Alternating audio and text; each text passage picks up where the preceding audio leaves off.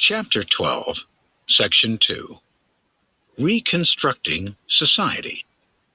Before you read. In the last section, you learned about presidential and congressional Reconstruction plans. In this section, you will read how Reconstruction affected Southern society. Conditions in the post-war South. Politics in the post-war South. What political groups existed in the post-war South?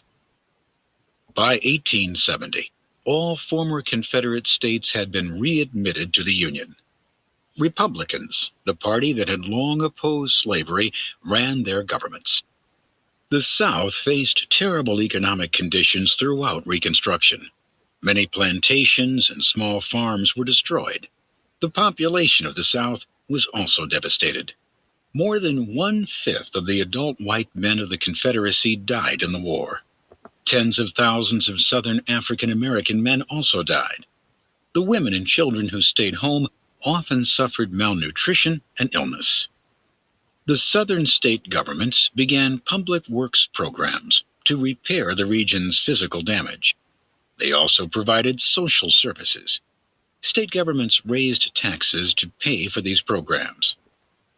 3 different groups made up the Republican Party in the South. Scalawags were white Southerners. They were small farmers who did not want wealthy planters to regain power. Carpetbaggers were Northerners who had moved south. Some moved there to reform Southern society. Others moved there to make money. The third group was African Americans eager to vote and take part in politics. The differences between the 3 Republican groups led to a lack of unity in the party. Meanwhile, the issue of African American rights divided Southern society as a whole. Some whites thought that the end of slavery would help the South, but most Southern whites refused to accept equal rights for African Americans. Question 1.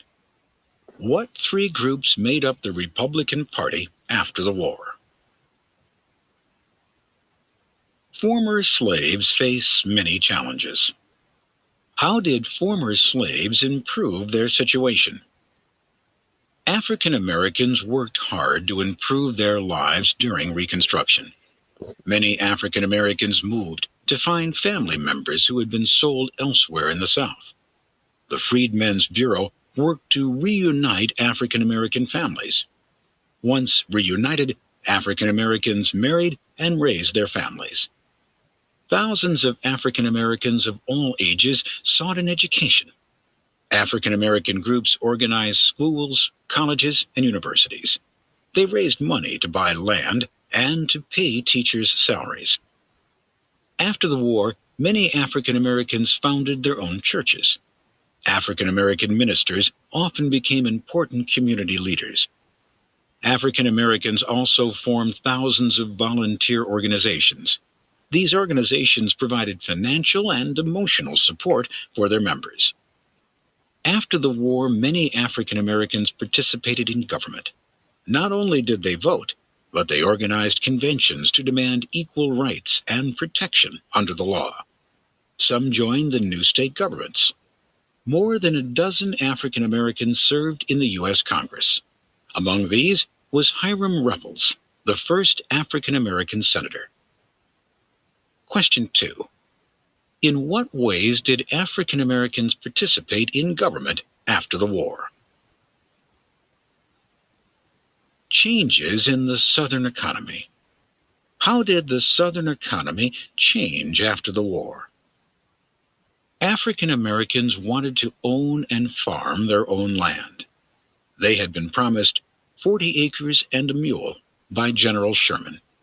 Congress, though, did not honor this promise. Meanwhile, Southern planters wanted to return to the plantation system. To regain their control of land and labor, Southern planters turned to 2 systems that kept African Americans under their control. One system was known as sharecropping. To survive, many former slaves became sharecroppers.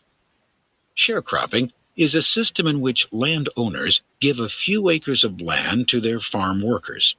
The farmers keep a small portion of their crops and give the rest to the landowner. Another system in which whites controlled the labor of African Americans was tenant farming. Tenant farmers rented land from the landowners for cash. Another change in the Southern economy was the fact that cotton was no longer in great demand. The world demand for Southern cotton began to drop as other countries increased their cotton production. As a result, the price of Southern cotton fell dramatically. Question 3. How did planters regain control of the land and labor in the South?